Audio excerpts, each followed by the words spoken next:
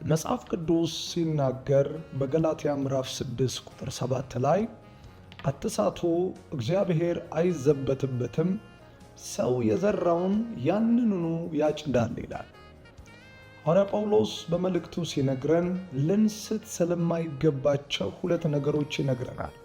አንደኛው ስለ እግዚአብሔር ሲሆን፣ ሁለተኛው ደግሞ ስለምንዘረው ዘር።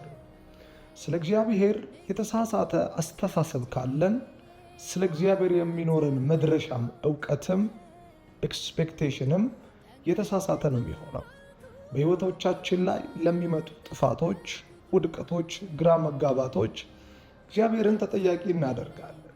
ልክ እንዲሁ ደግሞ በሕይወቶቻችን ላይ ለምናገኛቸው ስኬትም በረከት ደግሞ የኛ የመልካምነት ውጤት ይመስለናል። ስለዚህ ስለ እግዚአብሔር ማንነት ልንስት አይገባውም። ጳውሎስ ለዚህ ነው እግዚአብሔር አይዘበትበትም የሚለው። በርካታ ሰዎች በሕይወት ውድቀት፣ ግራ መጋባት፣ ሐዘን፣ የሥራ ፌሌሪቲ ውስጥ ሲገቡ የዛ ነገር ተጠያቂ እግዚአብሔር እንደሆነ አድርገው ያስባሉ። ሊፈትነኝ ወይም ደግሞ በዚህ መንገድ እንዳልፍ ስለፈለገ እሱ ሳያውቅ የመጣብኝ ነገር የለም ብለው ለመጣባቸው ችግር ተጠያቂ እግዚአብሔርን ያደርጉታል። ይህንን ስታስቡ መጽሐፍ ቅዱስ ላይ የምታገኙት አንድ አባት አለ። እሱም እግዚአብሔር በመቅደሱ ላይ ሊቀ ካህን እንዲሆን የሾመውን ኤሊ የእግዚአብሔር ቤተ መቅደስ ሊቀ ካህን ነው። ኤሊ 2 ልጆች አሉት። ልጆቹን በመልካም መንገድ መምራት፣ ማስተማር፣ የሚጠበቅበትን ሁሉ መልካምን ነገር ማሳየት የእሱ ድርሻ ነው። ምክንያቱም መጽሐፍ ሲናገር ልጅህን በምትሄድበት መንገድ ምራው፣ በሸመገልክ ጊዜ ከዛ ፈቀቅ አይልም ይላል። ኤሊ ግን ልጆቹን እሱ በሄደበት መንገድ አልመራ። እሱ ባገለገለው የህይወት ስርዓት ልክ እንዲያገለግሉ ልጆቹን አላሳያቸውም። ይልቁኑ ልጆቹ በቤተ መቅደስ ውስጥ ለእግዚአብሔር የተሰዋውን መስዋዕት በመንጠቅ ወስደው የሚበሉ፣ በቤተ መቅደስ ውስጥ የሚዘሙቱ፣ ቤተ መቅደሱን የሚያረክሱ ሆነው ተገለጡ። እግዚአብሔርን ለዚህ ስራቸው፣ ለዚህ ድርጊታቸው የሚመጥነውን አይነት ቅጣት እንደሚቀጣ ሲናገር፣ የኤሊ መልስ ግን እርሱ እግዚአብሔር ነው፣ የወደደውን ያድርጋል። ኤሊ እግዚአብሔርን የተረጎመበት አተረጓገም ልጆቹን ከጥፋት መንገድ አላዳናቸውም። ምክንያቱም የእግዚአብሔር ዓላማ ለኤሊ ልጆች ቤተ መቅደሱን እንዲያገለግሉ፣ ከመቅደሱ መልካም ነገር እንዲካፈሉ እንጂ እንዲሞቱ አይደለም፣ እንዲጠፉ አይደለም፣ እንዲወድቁ አይደለም። ውድቀትም ጥፋትም ሞትም በኤሊ ልጆች ላይ የመጣው ባደረጉት መቅደሱ ላይ በሰሩት ክፉ ስራ ውጤት ሆኖ መጣ እንጂ እግዚአብሔር ያቀደውና በእነሱ ውድቀት ደስተኛ አይደለም። ስለዚህ እግዚአብሔር ኤሊን እንደተረጎመ ዛሬም በርካታ ሰዎች እግዚአብሔር የወደደውን ደስ ያሰኘውን በላይ ላይ አመጣ፣ ሐዘን አመጣ፣ ውድቀት አመጣ፣ ሞት አመጣ ይላሉ።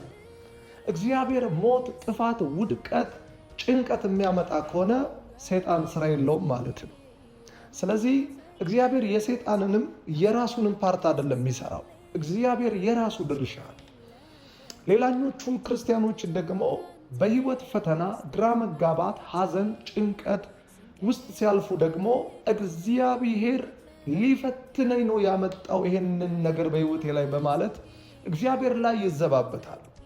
ነገር ግን እግዚአብሔር ማንንም በክፉ አይፈትንም፣ እርሱ ራሱ ማንንም አይፈትንም ተብሎ በያዕቆብ ምዕራፍ 1 ቁጥር 13 ላይ ተጽፏል። ስለዚህ እግዚአብሔር ማንንም በክፉ የማይፈትን ከሆነ ሰዎችን ሁሉ በክፉ የሚፈትን አካል ወይም ሰዎች እንዲፈተኑ የሚያደርጋቸው ፐርሰናል የሆነ ኬዝ ይኖራል ማለት ነው። ለዚህ ነው ወረድ በማለት ሰው በራሱ ምኞት ሲሳብና ሲታለል ይፈተናል ይላል።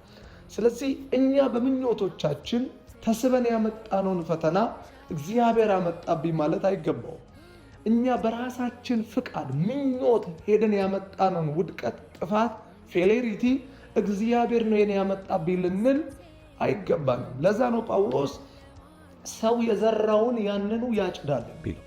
ስለዚህ ዛሬ በሕይወታችሁ እያጨዳችሁት ላላችሁት መልካም ነገር አስቀድማችሁ የዘራችሁት መልካም ፍሬ አለ፣ ዘር አለ። ዛሬ በሕይወታችሁ እያጨዳችሁ ላላችሁት ክፉ ዘር አስቀድማችሁ የዘራችሁት ክፉ ዘር አለ። ስለዚህ ሰው የዘራውን ነው የሚያጭደው። ሎሚ ዘርተ ማንጎ አታጭድም። ብርቱካን ዘርተ ሙዝ አታጭድም። ስንዴ ዘርተ በቆሎ አታጭድም። ስለዚህ ልክ እንደዚሁ በላይፋችን ላይ የሆነ ያለው ነገር አስቀድመን የዘራነው የዘር ውጤት ነው። ስለዚህ የምንዘራው ዘር መብቀሉ ካልቀረ መልካም ዘር እንዝራ። ምክንያቱም እግዚአብሔር ከጠፋው ከዛ ከአዳማዊ ዘር፣ ከውድቀት ዘር፣ ከጥፋት ዘር አውጥቶ ሰማያዊ የሆነውን አንድያ ልጁን በመስጠት ሰማያዊነትን በሕይወታችን ላይ አላብሶናል። እዚህ በሕይወታችሁ አንድ ነገር ተመልከቱ። አዳምን መውደቁን ስትመለከቱ በአዳም ውድቀት ውስጥ የምታዩት የእግዚአብሔርን ክፋት ሳይሆን የአዳምን አለመታዘዝና ኃጢአትን።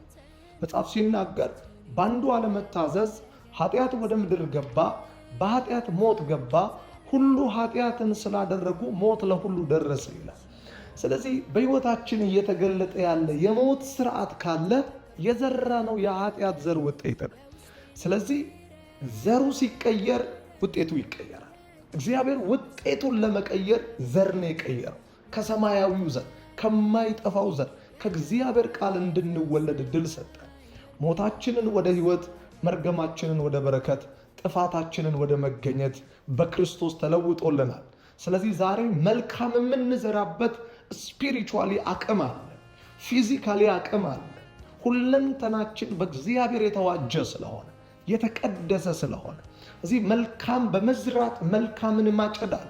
ስለዚህ በክርስቶስ የተሰጠንን መልካሙን የሕይወትን ስርዓት እንደሚገባ ገልጦ ለመኖር በውስጣችን ላይ ያለውን መልካም ዘር እንዝራ። በበረከት በታላቅነት በክብርና በሞገስ ኖረን ማለፍ ይሆንልናል። ስለዚህ ወንድሞቼና እህቶቼን የምትሰሙኝ ዛሬ የምትዘሯቸው መልካም ዘሮች የሚበቅሉ ላይመስሉ ይችላሉ፣ የሚጠፉ ሊመስሉ ይችላሉ፣ ወይም ደግሞ የኃጥእ የክፋት ድርጊት ገኖ ሊታይ ይችላል። ዛሬ ግን I have a good news። የምትዘሯቸው መልካም ዘሮች ይበቅላሉ። መብቀል ብቻ ሳይሆን ብዙ ፍሬ አፍርተው በሕይወታችሁ ላይ ይገለጣል። የእግዚአብሔር መልካምነት፣ የእግዚአብሔር ትልቅነት፣ የእግዚአብሔር በረከት በእናንተ ላይ አበንደንትሊ ይመጣል። ከመልካም አባት ተገኝተናል። መልካም እንዝራ። የጌታችን የኢየሱስ ክርስቶስ ስም የተባረከ ይሁን። ዛሬ በዚህ ቀን ላይ አንድ መልካም ነገር ይሆናል። መልካም ዘርቶ መልካም ማጨድ ይሆናል። እመኑኝ፣ አልከሰራችሁም፣ አልወደቃችሁም። መልካም ዘራችሁ በመልካም ስፍራ ላይ ያስገኛችኋል። ተባርካችኋል። ሻሎም